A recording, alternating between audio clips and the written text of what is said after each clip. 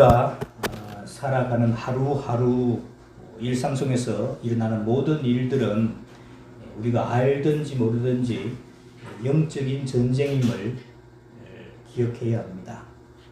살아있는 매 순간순간이 영적인 전쟁입니다. 이 영적인 전쟁에서 승리할 수 있기를 바랍니다. 악한 마귀 세력들은 제 마지막이 가까운 줄 알고 그들이 마지막에 가까우면 그들이 심판을 받아야 되니까 어떻게 했었든지 믿는 사람들을 하나라도 넘어뜨리기 위해서 애를 쓰고 있습니다.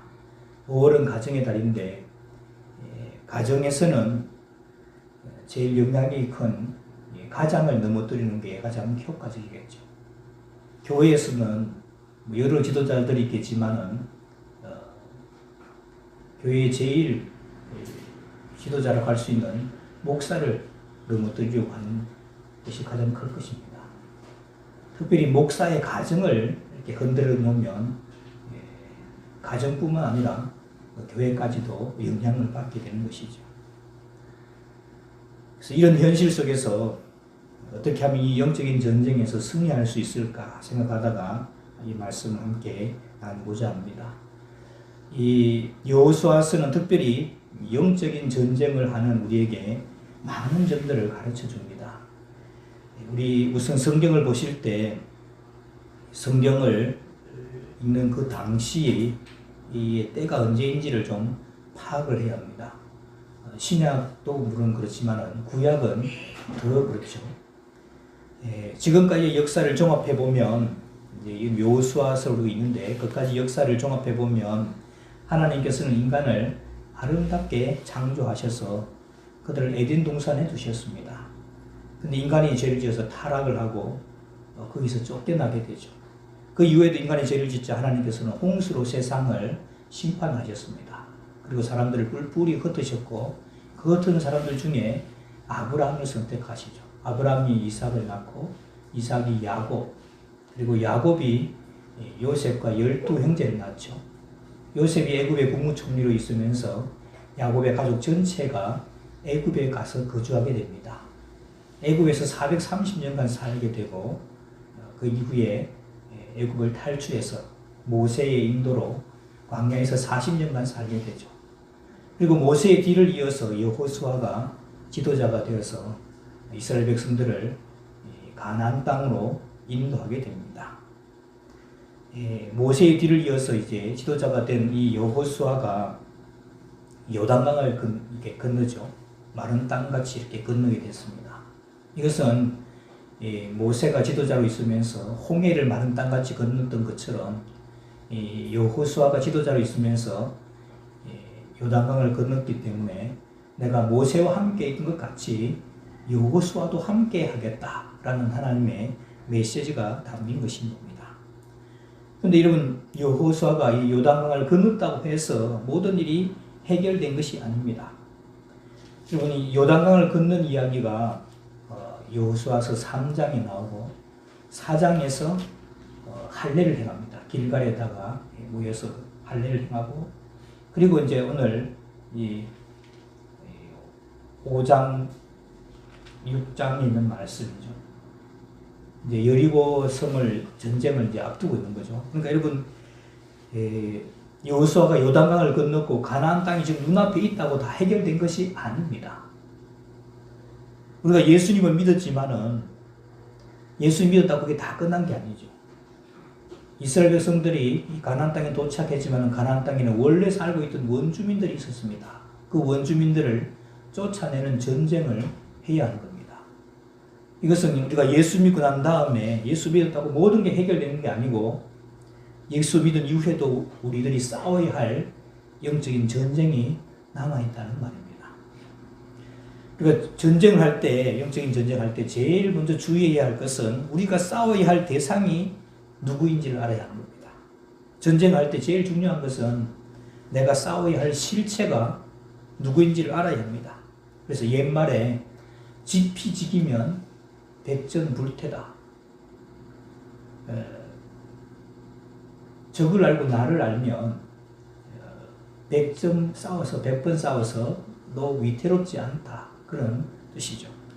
우리 말씀 한 군데 보겠습니다. 이 에베소서 6장 주보사의 간지보 뒷면에 보면 성경 공부 뒷면에 보면 나옵니다. 에베소서 6장 10절에서 12절 말씀 한 절씩 걷어가시고 우리 12절 말씀 같이 봅니다.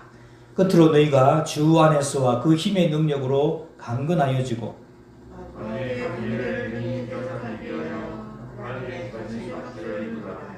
우리의 씨름은 혈과 육을 상대하는 것이 아니요 통치자들과 권세들과 이 어둠의 세상 주관자들과 하늘에 있는 악의 영들을 상대합니다.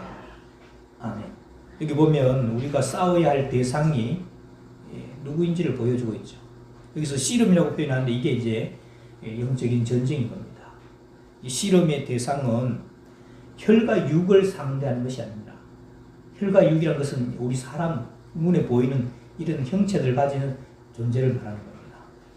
근데 이 혈과 육을 상대하는 것이 아니라고 하죠. 혈과 육이라는 것, 이게 사람이라는, 이게 사람 같은 영식체를 가지고 있으면 이것은 우리의 대적이 아니라는 말입니다. 여러분, TV 드라마 여러분 보십니까? 요즘 잘 못 보는데, TV 드라마 보는 거 참 제 좋아합니다. 그 모든 드라마를 보면 한 여자를 두고 또는 한 남자를 두고 여자들이 또 남자들이 얽히고 설키는 그런 이야기들이 전개가 되고 나오죠. 이렇게 얽히고 설키는 관계를 무슨 관계라고 그러죠? 삼각관계라고 그러죠. 우리 집사님 많이 보시는 것 같습니다. 삼각관계라고 그러죠.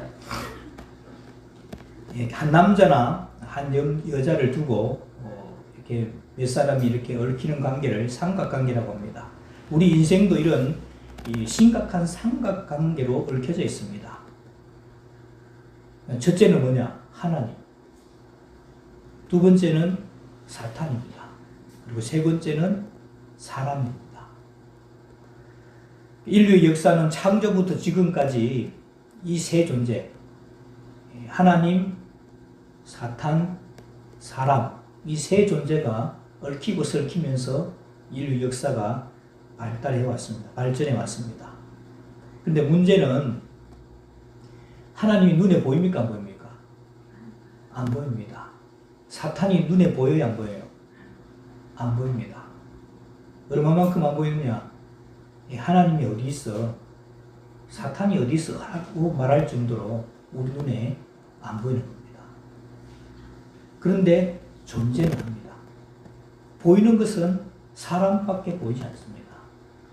이 인간의 역사는 이 하나님과 사탄과 사람이 얽혀져서 역사가 이렇게 이루어져 가는데 하나님이나 사탄이 영적인 존재이기 때문에 우리 눈에 보이지 않는다는 것입니다. 그래서 영적인 세계를 모르는 사람 또는 믿음의 세계를 모르는 사람, 믿음이 없는 사람들은 항상 사람이 나를 어떻게 하는가만 봅니다. 그러나 믿음을 가진 사람은 저 사람이 나를 어떻게 할지라도 그 사람만 보는 것이 아니라 그 사람 배후에 있는, 그 사람 뒤에 있는 영적인 세계를 함께 볼 줄 아는 겁니다. 영적인 세계를 모르면 늘 저 사람이 왜 나한테 이렇게 하는가만 생각하는 겁니다. 그래서 사람과 원수가 되기도 하고 또 사람에게 상처받기도 하고 또 사람 때문에 우쭐하기도 합니다. 그러나 반드시 그 사람 배후에는 하나님이든지 사탄이든지 영적인 세계가 있다는 사실을 우리가 잊지 말아야 합니다. 자, 옆에 조는 사람들이 있는지 모르겠어요. 한번 둘러보세요. 옆 둘러보시면 네, 눈웃음을 이렇게 싹싹 치고 하는 사람도 있죠. 이런 사람들은 다 우리의 적이 아닙니다. 떨어져 있어서 제가 꼬집지 못하게 하겠는데, 이 육체를 가지고 있고 내가 이렇게 막 눈짓을 주면 웃기도 하고 하는 이런 사람들 모두가 다 우리의 대적이 아닙니다. 우리가 사랑하고 섬겨야 할 대상들입니다. 그렇습니다. 첫째로는 우리가 싸워야 할 실체를 바로 보아야 한다는 말씀입니다. 여호수아가 하나님의 도움으로 이런 전쟁에서 이 가나안 땅을 정복해 들어가는 그 전쟁에서 승리합니다. 그래서 여러분 여호수아서 12장에 보면 여호수아의 칼날에 쓰러진 왕들의 이름이 나옵니다. 그걸 결산해 보니까 31명의 왕들이 여호수아의 칼날에 쓰러져 죽었습니다. 그 우리나라의 뭐 왕들처럼 그런 왕이 아니고 도시국가 같은 왕이죠. 우리나라로 하면 성남시장 같은 그 나라에 다 그때는 다 왕이었습니다. 그러니까 31명의 뭐 시장이나 도지사 같은 사람들이 이 여호수아의 칼날에 쓰러져 죽은 겁니다. 그런 면에 보면 여호수아는 참 대단한 인물입니다.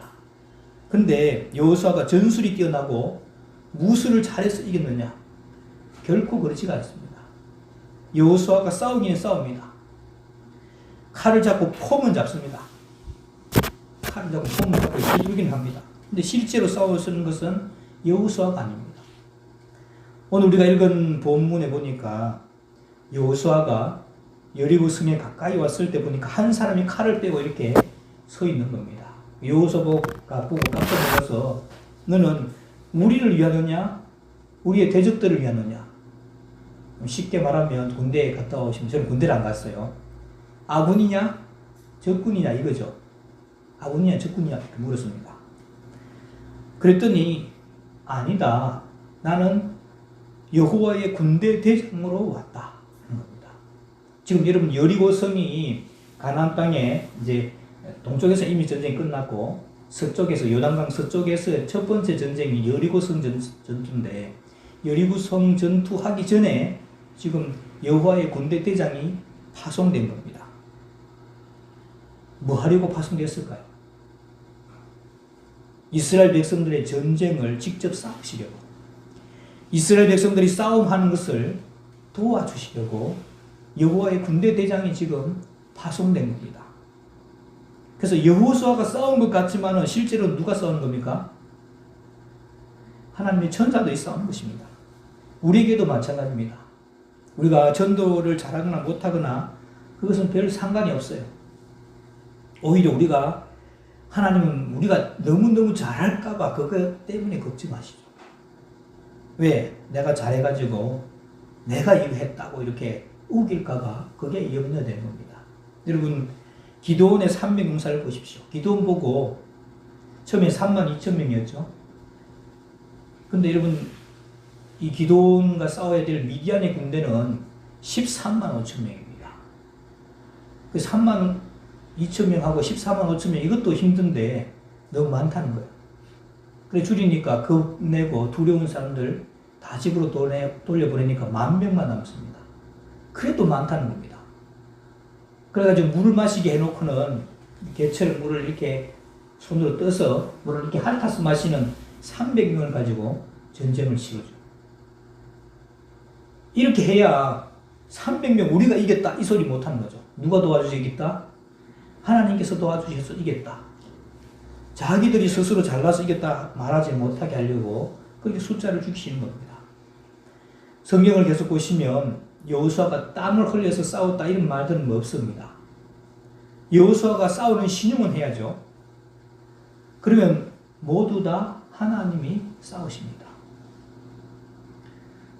여기에 이제 영적인 전쟁의 원리가 있습니다. 영적인 전쟁에서의 두 번째 원리입니다. 저를 한번 따라해 봅시다.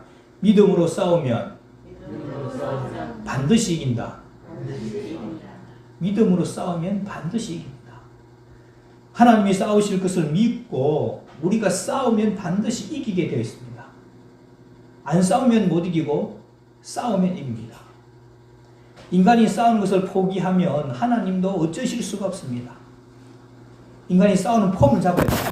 칼을 휘두르고 전쟁에 나가야 됩니다. 싸우는 흉내는 내야 하는 것입니다. 여호수아가 군사를 이끌고 전쟁터에 나가야 합니다. 하나님께서 하실 것이니까 이렇게 발짝만 끼고 있었으면 안 된다는 거죠. 여호수아가 전쟁에 나가서 지휘를 해야 되고 백성들은 그 지휘에 맞게 움직여야 합니다. 그러나 여호수아가 전쟁을 지휘하고 이스라엘 백성들이 그 전쟁에서 나가서 싸우지만은 실제로는 하나님이 싸우시는 것입니다. 그런데 여러분 한 가지 주의해야 할 것이 있습니다. 예수 믿는 사람들이 영적인 전쟁을 할 때 절대로 악을 행해서는 안 됩니다. 믿는 사람들이 약한 사람들처럼 똑같이 악을 행해서는 안 된다는 말입니다. 악을 행해서는 이길 수가 없습니다.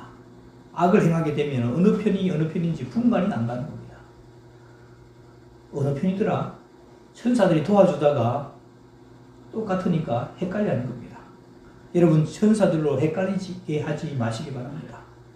믿는 사람들은 언제나 선으로 해야 되고 진리로 싸우고 정의로 싸워야 하는 겁니다. 여호수아가 여호와의 군대 대장에게 묻지요. 너는 아군이냐 적군이냐? 우리를 위하느냐? 우리의 대적들을 위하느냐? 여호와의 군대 대장이 이야기합니다. 그게 아니다. 나는 어느 편이라기보다는 여호와의 군대 대장이다. 네 편인지 네 대적 편인지는 모르겠지만 나는 여호와의 군대 대장이다. 천사들이야 하나님 편이고 선한 편이겠죠. 그래서 하나님을 내 편으로 만들려고 하기보다는 내가 하나님 편이 되어야 합니다. 그래야 하나님이 도와주실 수가 있는 것이죠. 여러분, 이 여리고성 다음에 있는 전투가 아이성 전투입니다. 여리고성 전투에서 이긴 후에 아간이 재물에 욕심이 나서 하나님의 명령을 어기고 전쟁의 노략물을 싹 감추어둡니다. 이게 감추어두죠. 그러니까 도와주는 천사들이 영 엉거주춤합니다. 누구를 도와줘야 될지 어느 편을 들어야 될지 잘 모르는 겁니다. 하나님께서 안 도와주시니까 그 작은 성인 아이성에게도 패배를 하는 겁니다. 하나님이 안 도와주시면 어떤 전쟁도 이기기가 어렵습니다. 여러분, 객관적으로 보면 이 가나안에 살고 있는 원주민하고 이스라엘 백성들하고 싸움이 안 됩니다. 하나님이 도와주셔서 이긴 것이죠. 그것은 우리 영적인 전쟁도 마찬가지입니다. 사탄하고 우리가 싸움의 대상이 되느냐? 안 됩니다. 하나님이 안 도와주시면 번번이 우리는 실패하고 지고 맙니다. 그래서 하나님의 도움이 필요한 것이죠. 저도 이러면 깨끗이 져야 합니다. 특별히 예수 믿는 사람들은 영적인 전투에서 그렇습니다. 거짓말 한다든지 괴계를 쓴다든지 그러면 승산이 없습니다. 이미 진 것이나 마찬가지죠. 우리의 신앙의 싸움은 예수님이 십자가의 강을 건넜을 때 이미 이겨놓은 것이나 마찬가지입니다.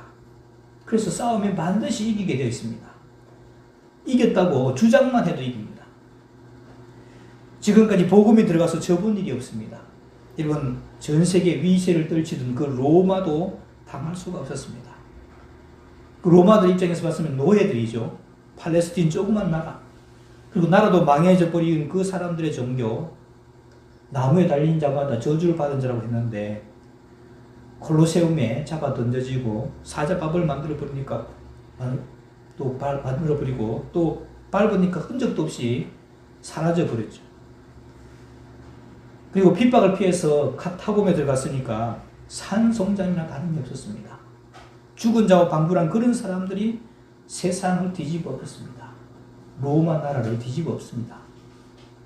그래서 성경은 말씀합니다. 우리 요한일서 5장 4절 5절 같이 한 절씩 읽어볼까요? 요한일서 5장 4절 5절 무릇 하나님께로서 난 자마다 세상을 이기느니라. 세상을 이기는 승리는 이것이니 우리의 믿음이니라.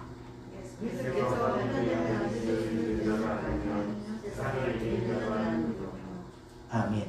여기서 보면 세상을 이기는 승리는 이것이 우리의 믿음이다. 그리고 예수님을 께서 하나님의 아들이심을 믿는 자가 아니면 세상을 이기는 자가 누구냐? 그래서 믿음이 이기고 믿는 사람이 이긴다고 성경은 말씀하고 있습니다. 금방 우리 불렀던 찬송에 믿음이 이기네, 믿음이 이기네 그런 찬송이 있었죠. 주 예수를 믿음이 온 세상 이기네. 어린아이처럼 단순히 믿는 믿음이 이기게 되어 있습니다. 여러분, 진다는 생각은 상상도 하지 마시기 바랍니다. 사실 우리의 싸움은 이미 예수님이 싸워서 이긴 것을 지켜나가는 것입니다. 우리가 이겼다고 주장만 해도 이깁니다. 그러니까 우리가 믿음이 있는 것 같아도 실제로 전투에 나가보면 우리에게 전혀 믿음이 없는 겁니다. 겨자씨만큼도 없습니다. 그러니 아무 일도 역사도 나타나지 않는 것이죠. 여호수아가 자기는 무술 실력도 없고 한 번도 무술 안 해봤는데 하고 자기 칼만 들여다보고 있으면 아무 일도 안 일어납니다. 나가 싸우라는 것입니다. 싸우면 너희는 나가서 폼만 잡아. 그러면 하나님이 전쟁을 수행한다는 것이죠. 이스라엘 백성들이 매 순간순간 하나님의 인도함을 받고 전쟁에 승리하면서 고백한 말이 있습니다. 만군의 여호와, 전쟁에 능한 여호와시로다. 할렐루야. 이런 부활절 칸타타에 거의 빠지지 않고 나오는 찬양이 있습니다. 전능의 주 다스리신다. 할렐루야 하는 거죠. 저는 이 찬양 부를 때마다 막 가슴이 뜁니다. 얼마나 신이 나는지 모릅니다. 우리가 나가서 외쳐야 합니다. 우리는 여기 성남에 살고 있으니까 이 성남 지역을 향해서 외쳐야 합니다. 여기는 은행동이죠. 은행동을 향해서 외쳐야 됩니다. 태평동에서 오신 분들도 있고 수신동에서 오신 분도 있는데 태평동에서도 외쳐야 합니다. 뭐라고 외치느냐? 우리 주님께서 다스리신다. 전능의 주님께서 은행동도 다스리시고 태평동도 다스리신다. 남한산성에 올라가시는 분들도 외쳐야 합니다. 이 남한산성은 세 개의 도시가 이렇게 끼고 있죠. 광주시, 하남시, 성남시 이렇게 끼고 있습니다. 그 성들을 향해서 외쳐야 됩니다. 성남시는 하나님께서 통치하신다. 하남시도 하나님께서 통치하신다. 광주도 하나님께서 통치하신다. 전능하신 하나님이 다스립니다. 이렇게 믿음을 가지고 외치는 그 믿음 잘 가진 성도들이 외칠 때 그 외침에 마귀는 들들 떨게 됩니다. 우리나라 일제시대 때 일본의 지배를 받다가 이제 원자 폭격이 이렇게 일본에 떨어지게 되면서 일본 천황이 무조건 항복합니다. 그래서 8월 15일 날에 일본 천황이 무조건 항복을 선언했죠. 근데 그 선언이 지금처럼 이 TV를 통해서 나가는 게 아니죠. 그때는 라디오 이런 것밖에 없었습니다. 라디오도 한 마을에 있을까 없을까 하는 그런 때입니다. 저 시골 같은 데 없었죠. 근데 일본 천황이 무조건 항복했는데 그 통신이 발달 안 됐던 그때는 항복했지만은 라디오가 방송이 안 되면 그 사실을 알아요, 몰라요? 모릅니다. 그래서 이 항복했다는 소식을 몰라서 불법으로 다스려지기도 했습니다. 그때 라디오 방송을 들은 한 사람이, 시민 한 사람이 일본 순사에게 야 쪽발이들아 너희 세상은 끝났어. 이렇게 선포를 하면은 옛날 같으면 일본 순사가 칼을 빼들고 달라들었을 텐데 항복하고 난 다음에는요 일본 순사가 겁을 내는 겁니다. 왜? 자기들이 이미 졌다는 걸 이미 알고 있기 때문입니다. 그러면 나살리라 도망을 가는 것이죠. 우리도 마찬가지입니다. 예수님이 십자가에서 이미 이겨놓은 전쟁을 우리는 싸우고 있습니다. 우리 주님이 이겼다는 사실을 가서 선포만 해도 이깁니다. 특히 높은 데 사시는 분들은 향해서 외치기 바랍니다. 여러분 높은 데 올라가서 여러분 딱 보면 이렇게 성남시에서 봤는데 참 이쁘더라고요. 그 지붕만 이렇게 보이고 하는데 외쳐야 됩니다. 여기는 우리 주님께서 다스리신다. 이제는 하나님께서 이 땅을 통치하신다.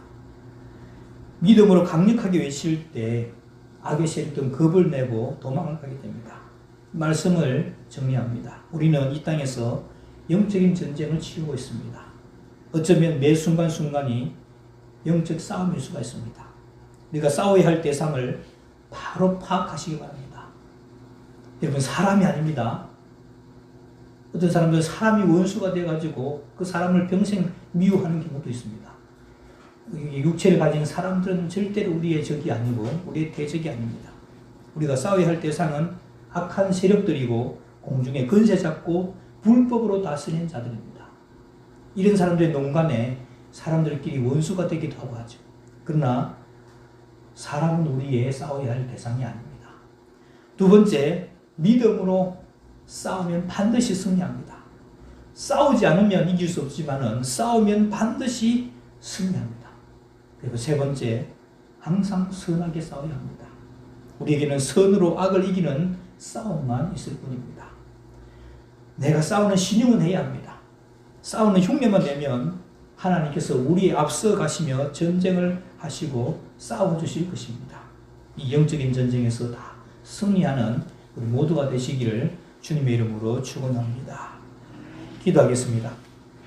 하나님 아버지, 저희들을 불러주셔서 이 영적 전쟁에 동참케 하시니 감사합니다.